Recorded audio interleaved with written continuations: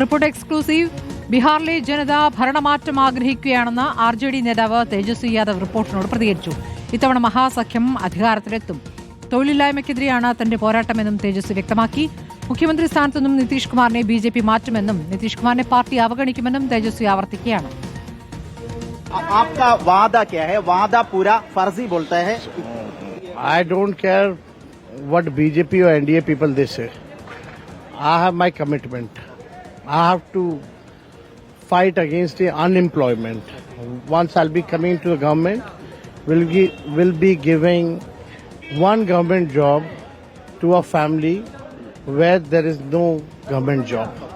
So I will be doing it, and I have done it in the past also.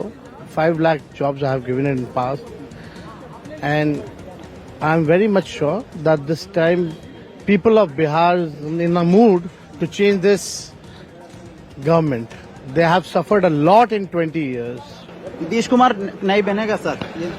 The Amit Shah had already cleared it that after the election MLA is going to choose who will be the CM of the Bihar.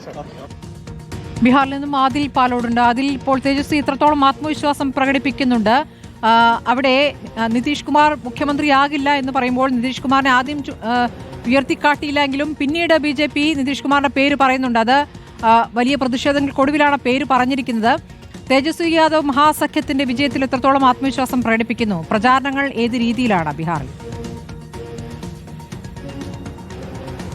വളരെ പ്രധാനപ്പെട്ട ഒരു വാഗ്ദാനം ആണ് ഇപ്പോൾ തേജസ്വിയുടെയും India സഖ്യത്തിന്റെയും തുറുപ്പുചീട്ട്. ജോലിയില്ലാത്ത, സർക്കാർ ജോലിയില്ലാത്ത ഓരോ വീട്ടിലും സർക്കാർ ജോലി ഉറപ്പാക്കുന്ന പദ്ധതി കൊണ്ടുവരും എന്നുള്ളതാണ്. ഏതായാലും ഇതിനെ യുവാക്കൾ ഏറ്റെടുത്തു എന്നതാണ് നമ്മൾ ബീഹാറിൽ കാണുന്ന കാഴ്ച. പക്ഷേ അതൊക്കെ വോട്ടായി മാറുമോ എന്നതിന് കണ്ടറിയേണ്ടതുണ്ട്. ഏതായാലും തേജസ്വി യാദവ് വലിയ ആത്മവിശ്വാസത്തിൽ തന്നെയാണ്.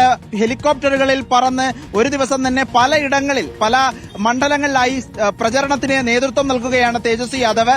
മാത്രമല്ല, തർക്കങ്ങൾ പരിഹരിച്ച് ഇന്ത്യ സഖ്യമാകെയും ഒരു ആവേശത്തിലേക്ക് കാര്യങ്ങൾ എത്തുന്നു എന്നതാണ് കാണാൻ കഴിയുന്നത്. ഈ തൊഴിലില്ലായ്മയ്ക്കെതിരെയുള്ള പോരാട്ടം വിജയത്തിലെത്തുമെന്ന് തേജസ്വി യാദവ് പറയുന്നു. വലിയ ഭൂരിപക്ഷത്തിൽ ബീഹാർ ജനത തന്നെ ജയിപ്പിക്കുമെന്നും തേജസ്വി സ്വപ്നം കാണുകയും ചെയ്യുന്നു.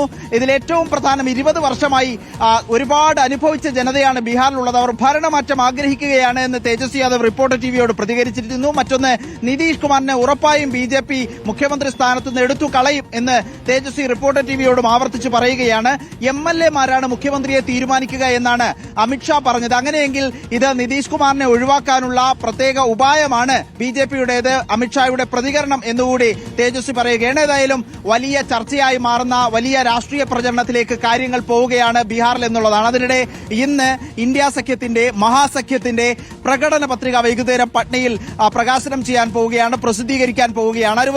നാളെ രാഹുൽ ഗാന്ധി വരുന്നു, ഇന്ന് പ്രിയങ്ക ഗാന്ധിയുണ്ട്, മറ്റന്നാൾ പ്രധാനമന്ത്രി വരുന്നു. ബീഹാറിലെ തെരഞ്ഞെടുപ്പ് രാഷ്ട്രീയം കൂടുതൽ ചൂടുപിടിക്കുകയാണ്. തെരഞ്ഞെടുപ്പ് ചർച്ചകൾ സജീവമാവുകയാണ്. ആരോപണ പ്രത്യാരോപണങ്ങളും കടുക്കുകയാണ് ബീഹാറിൽ. ശരി, ആദിൽ പാലോട് ബീഹാറിൽ നിന്നാണ് വിവരങ്ങൾ നൽകിയത്.